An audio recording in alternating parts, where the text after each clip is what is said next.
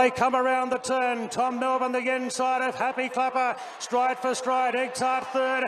Winx is starting to chime into it. Bowman still sits pretty at the furlong. Happy Clapper. Clipperton goes for home. But here she comes now, Winx. She just sidles up on the outside. Takes the lead and draws away again. Age shall not weary the champ. Once again, she's haughty and imperious. Winx makes it a third Apollo Stakes, 2 lengths to Happy Clapper. Welcome back to the Racing Rundown Podcast, episode number 3. We got a lot to discuss this week. Winx, Derby, Oaks. Let's get on to it. So one of the best horses the past few years in the entire world has been the Australian mare Winx. And this past weekend, Winx won her 30th consecutive race in the Apollo Stakes. And I believe that was her 3rd time winning that race. Winx is doing stuff that is absolutely unbelievable. I mean, the closest thing that we've had in America to Winx is Zenyatta. Zenyatta's run of 19 consecutive wins, and her one loss in her last race of her career was by a very short head. So, I mean, Winx is uncomparable. You can't really compare Winx to many other horses in... I don't care what country, what surface, whatever. What Winx is doing is great regardless. But the one thing that has happened with Winx is she's never come over to America for the Breeders' Cup. And it's not impossible for horses from Australia to come. There were Australian horses in the 2018 Breeders' Cup. But you can understand the apprehension of bringing a horse that talented to the Breeders' Cup, which is a trip from Australia to the United States, which is a very long trip for a horse to take. And historically, horses don't handle trips that are that long too well. But here's the thing about Winx, and I think that her legacy could suffer if she doesn't make the journey over to America. Because there's these people that base legacies off Breeders' Cup wins and Triple Crown race wins. And if you don't win those races, then you're not a good horse. Perfect example is Shared Belief. And I think Shared Belief's legacy suffered significantly because he became a bowling pin in the 2014 Breeders' Cup Classic. He was undefeated prior to that race, and then he has horses that are on top of him, pushing him around. Like I said, he was a bowling pin in that race.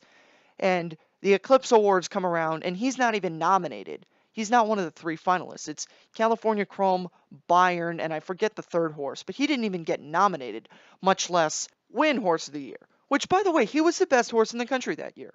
He had an amazing race in the Pacific Classic. He had a very good race in the Awesome Again when, again, he was being pushed around. But he wasn't pushed around in the Awesome Again the way he was pushed around in the Breeders' Cup Classic. Go watch that. I'll link it on YouTube. And if you're listening to this on iTunes or Spotify, go look it up on YouTube, 2014 Breeders' Cup Classic. You'll see it right at the start. So Shared Belief basically won every race in which he wasn't a glorified bowling pin. But the fact that he lost the Breeders' Cup Classic and didn't win Horse of the Year, I think it will eventually hurt him when it comes time for him to be considered for the Hall of Fame. Yes, he's a Hall of Fame horse, but I have a feeling that he will be held back for longer than he should be because he didn't win the Breeders' Cup Classic. And that's something that's going to happen with Winx. You're going to have people who are going to say, well, she didn't run in the United States. There's no law that says that she has to. I mean, she's winning the best races in Australia. She doesn't need to come to America. I mean, it would certainly cement her as one of the greatest horses of all time. Grass, dirt, I don't care. Country, I don't care. I would say running in the Breeders' Cup and winning, I think, could make her a top 10 horse of all time. And I mean, I don't follow Australian and European racing as much as I do racing in North America because I'm not from that, and it's not as easy for me to get acclimated with the sport in that region, those regions. But I have seen her run, and seeing her run is a privilege because she is so talented. And just the last thing I'm going to touch on before we get to the other topics, just imagine that, like, especially me from this perspective, not just as someone who covers the sport, who wants content to talk about, just as a fan of the sport, imagine this matchup in Santa Anita this year, And also, I think it being in California is much better for Winx, the chances of her coming over, than it would be if it was in Churchill Downs or in Florida or in New York or Kentucky. But imagine this. Enable's coming back this year, and hopefully Enable will get to the Breeders' Cup again. But imagine this, Enable Winx in the Breeders' Cup turf. I mean, first of all, you'd have all the American grass horses just absolutely fleeing. Trainers would be like, no, I'm not going to do that. I mean, you would have American horses run, but it would just be an absolute joke. And if there were a year for Winx to come to America, I think it would be this year because it is her last year. They have said that they will retire her at the end of the 2019 season. And, they've maybe been saving her and not wanting to subject her to a cross-continent trip. But maybe, they'll say, let's give her a chance in her last career start, which it would probably be her last career start. So, I mean, I think there's a bigger chance than there was last year. I'm still not sure if it would happen. I would lean more towards it won't happen, but I don't think it's out of the question, and I think they have thought about it and said, should we consent? They have definitely considered this, but they just haven't gone through with it. And I think if there was a year for it to happen, it's this year. But even if it doesn't happen, we'll still get to see Enable run again, most likely. So, I mean, there's still a lot to look forward to, even if the Breeders' Cup does not feature Winx. So now let's shift our focus over to preparation for the 2019 Kentucky Derby. There were 3 points races this weekend, and also there was a Grade 2 race in California, the California Cup Derby, which California Chrome used to springboard over to the San Felipe and turned that into a Kentucky Derby win. So that is also a race to consider and something that we'll be talking about today. Now, the first race we're going to get to is another race in California, the El Camino Real Derby up at Golden Gate Field in San Francisco. Now, not only is this a points race for the Kentucky Derby, the winner of the race, which was won by another twist of fate, is an automatic berth in the Preakness. So, by winning the race, another twist of fate is guaranteed a spot in the starting gate on Preakness Day. So, the El Camino Real Derby has been very weird, because it's not run on dirt, it's run on synthetics. So you get all different type of horses running in this race. Last year there was a nice grass filly who won the race. She didn't even consider the road for the Kentucky Derby. I don't even think she had been nominated at that point. But we thought maybe we might get a filly in the Derby again, but you didn't hear from her again on the Derby trail. So it's a race that's not only for grass horses, it's a Derby prep race, and you throw in this automatic berth for the Preakness. So another twist of fate, you don't know what's going to happen for him. Maybe he just goes right to the Preakness. Maybe he goes to the Derby. But another twist of fate was very impressive. I shouldn't say very impressive. He ran a very nice race in the El Camino Real Derby. And he's someone that you should keep on your radar screen. Now, another horse that has just come onto the radar screen is Super Steed. Lit up the tote board at 62-1 when he won the Southwest this weekend. Now, I've said this before, and I'm going to say it again. I believe Improbable is going to be the Baffert horse that goes to Oaklawn and runs in the Rebel and the Arkansas Derby.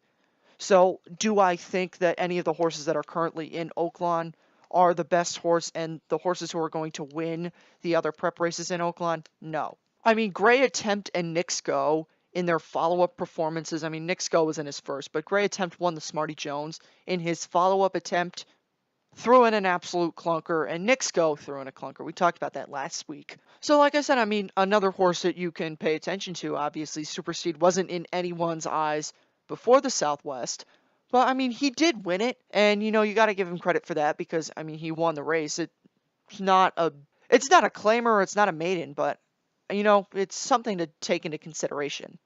But like I have said many times, and I'm going to say this one more time, Improbable may be the best horse in the country. We don't know yet who the best 3-year-old is. There's still not enough information. I think once the March 9th prep races happen in 3 weeks, I think it is, whenever they happen is when we'll be able to draw a bigger picture of who the best horses in the country are. That's the weekend that's going to have the Fountain of Youth, the Gotham, and the San Felipe. So we'll get a lot of information from that weekend, and we can start to draw up who we think are the top horses in the country. Right now, we can just spitball. But so put everything on hold in Arkansas until we figure out where the Baffert horses are going to go. Speaking of the Baffert horses, let's talk about War of Will. And I had a feeling about this. I didn't want to say this for sure because I wasn't sure if the Lecomte was just another, horse wins one race and then throws in an absolute stinker the next time. But War of Will was very good in the Risen Star Stakes, and a race that has produced good horses. Gunrunner won the Risen Star 3 years ago. Of course, Gunrunner didn't win the Kentucky Derby, but Gunrunner was the best horse of that 2016 3-year-old class. I don't think that that's a debate anymore, but we're not going to get into that. That's something that I may cover at some point. But the Risen Star is a real stakes race. And I think that War of Will is the best horse at the moment that's not in the Bob Baffert barn. He's been the most consistent since coming off grass. He ran a nice race in Lecomte, and he ran a nice race in the Risen Star. And I think he's going to win the Louisiana Derby. I mean, that's a month away, so we're not going to get too focused on that. But I think he will win the Louisiana Derby, and he'll be the horse that comes out of Fairgrounds. And I said this the last time. I said I got to see more from War of Will. I did see more from War of Will, and I like what I saw. So now the last race we're going to talk about Derby-wise is the California Cup Derby. Now this wasn't a points race, but neither was the San Vicente, and we still focused on that. Galilean won the California Cup Derby just like California Chrome did in 2014. Now Galilean looked good, and I think he's going to spring this into a run in the San Felipe. I don't see why he wouldn't, and I think he should. And if he does run in the San Felipe, we'll see how good he is. Like I said, a lot of these horses are judgment waiting because I got to see them run against other competition. Like I said, Mind Control won the Jerome. I want to see what he's going to do. I have never bought into January winners, but, maybe this might be the year that a January winner does win. Now, do I think that that's going to be Mind Control? No. I think if a January winner is, it's going to be War of Will. But back to Galilean. Galilean, if he runs in the San Felipe and he beats Game Winner or Improbable or Mucho Gusto, any of those three, we still don't know who's going to run. I mean, we know Game Winner's running in the San Felipe.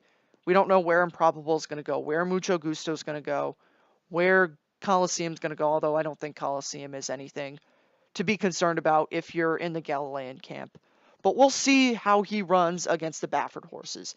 And really, the Baffert horses, once again, are the linchpin. It's been this way for the past couple of years. Mastery, everyone forgets about Mastery. He was a very good 3-year-old. He took the Improbable route. He didn't run in the Front Runner or the Del Mar Futurity. He ran in the Bob Hope and the Los Al Futurity. Skip my mind for a second. But then Mastery had a very, very impressive win. I think he won by 6.5 in the San Felipe. And then he broke down. And he had to be retired because he broke his leg. If Mastery had not broken his leg, I think he would have won the Kentucky Derby in 2017. He was looking very, very good, and I think he would have been the Justify of 2017. I think he could have been a threat to win the Triple Crown. And then, of course, last year we had Justify, and this year we've got Game Winner, Improbable, and Mucho Gusto. Now, once again, I will say I think at this point Mucho Gusto is still the third string, but Mucho Gusto is a real horse. Now, this weekend was also the start of the 50-point Oaks prep races, and the Risen Star Stakes was won by Serengeti Empress. She romped home in that race.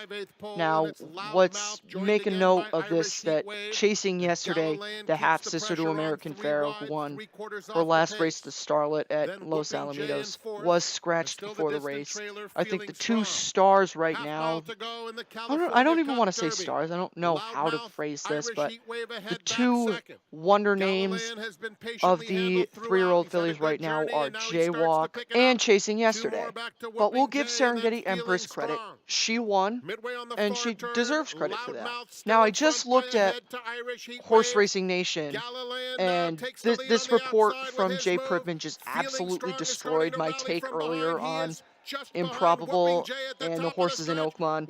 He reports that Baffert believes that both Game Winner and Improbable will run in the San Felipe together. Now, whether or not that happens or not, it would be something that is rarely seen. Two top 3-year-olds running prior to the Kentucky Derby.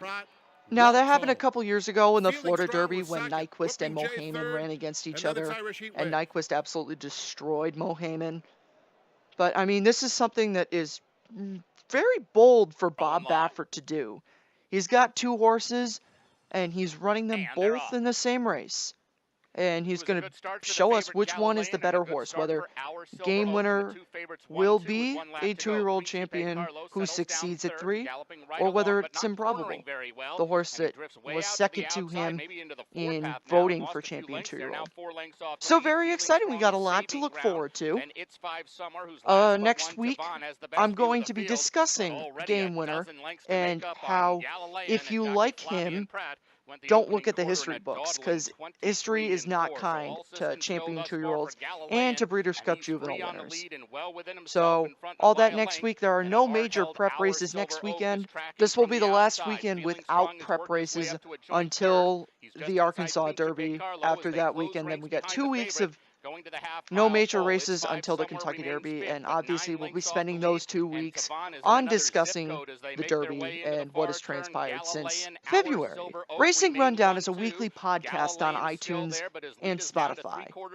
We upload new episodes every Tuesday, so be sure to subscribe so you don't miss those. We are on Instagram at Racing Rundown and on Twitter at Rundown Racing. We're also on YouTube at Racing Rundown. On YouTube, you can get, in addition to the podcast episodes, you can get other stuff. We are in the midst of talking about the finalists for the Hall of Fame this year. Tomorrow, I believe, I will be coming out with a video about Royal Delta. So subscribe on YouTube and follow on Twitter and Instagram so you don't miss that. Yeah, thank you for your time. Son of Uncle Mo. He glides home a 6-length winner. Another twist of fate has put away Kingley. Another twist of fate swings for home. Opens up 4 lengths. A 5-length lead for another twist of fate. A 7-length lead as he comes to the 16th pole. And look at this. He is the real deal. Another twist of fate. They didn't know if he had the class, but he certainly did. Another twist of fate in a romp here in the El Camino Real Derby.